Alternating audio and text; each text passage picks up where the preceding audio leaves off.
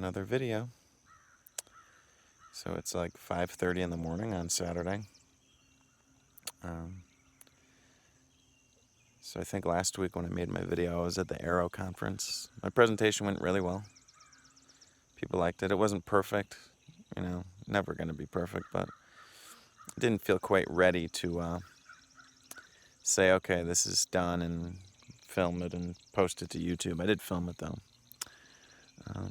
But I thought the best part of the conference was actually seeing these two teens I know give a presentation where they were like talking to the adults. I loved it. It was like they were talking about Sudbury schools and unschooling and democratic education, and it was like all the adults asking them questions, and they were talking about trust. That was the theme. I just loved it. I thought, like, I always like the idea of the young people talking to the young people, because usually it's adults talk to adults or adults talk to kids, but here it was kids talking to adults, and they took it seriously. The adults like wanted the answers. They were engaged. They were interested. They weren't like forced to be in there. They weren't like patronizing the kids. It was genuine. So I thought that was great. And I went and visited some friends, family in New Jersey. There's one of the kids that did the presentation and his family, and I'm tired, and I'm not happy. Sorry.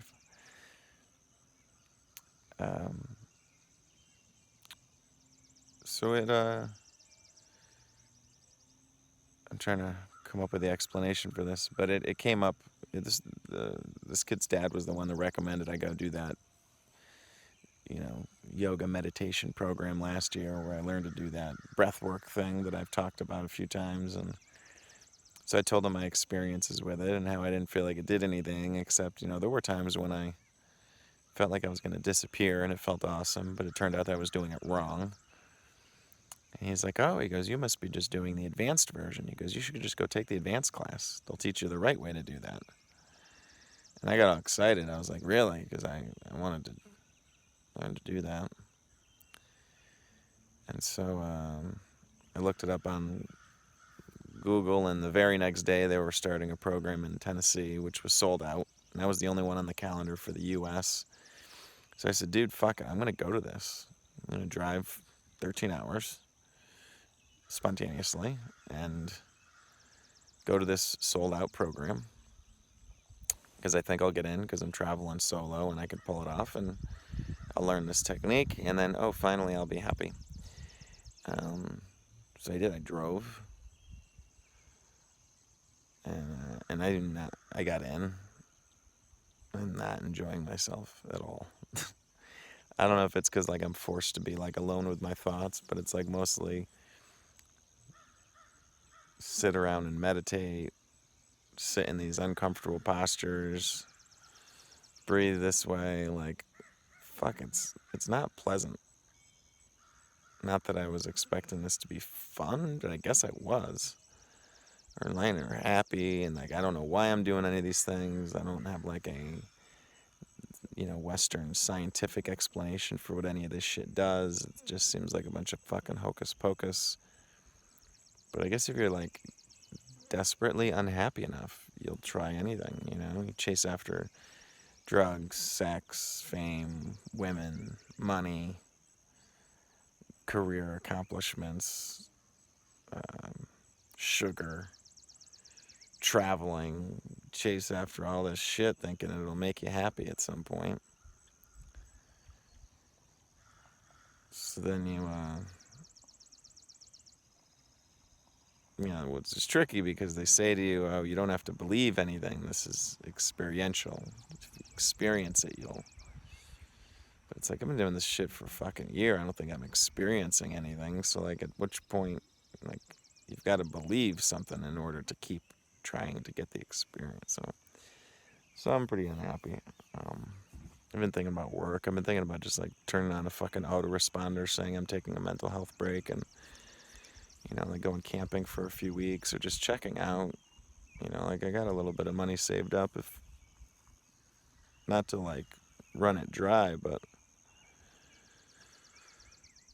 this idea of doing these comedy shows this summer, like I don't know, like I thought I'd be able to get space at the libraries easy, but that's been proven harder than I thought.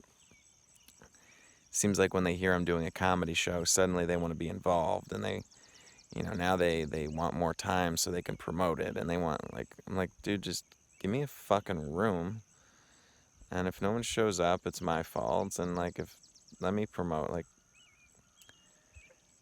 and I'd love to just be able to go rent some space, but I don't know if anyone's going to show up to one of these things. I mean, that's a gamble, and obviously it's okay to experiment, but this is all an experiment. I just thought that I could do this thing, and then I actually got some spaces booked, and then I canceled those once I found out about this yoga thing. So, like, I'm in fucking Tennessee. I know last week I checked in, I was in New York. So, I don't know.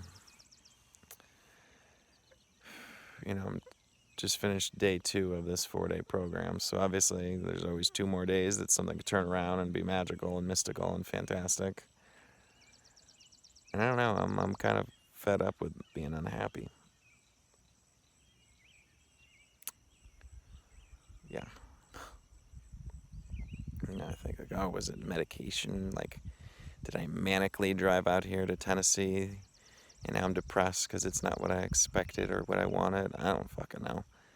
To say that's a disease or disorder seems silly. It's not a good thing, but that's the thing, is like, once you get over this, oh, there's no neurochemical imbalance, it's like, okay, well, what the fuck is doing this to me then?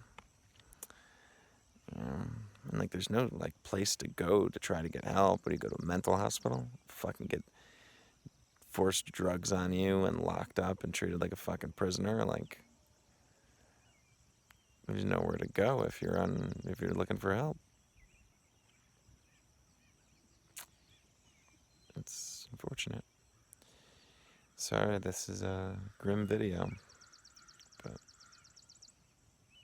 it happens sometimes.